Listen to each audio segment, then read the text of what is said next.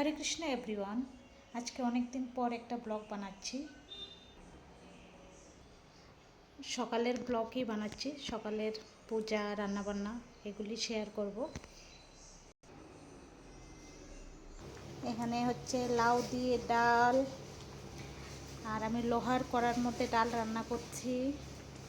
তারপর এখানে হচ্ছে রাইস,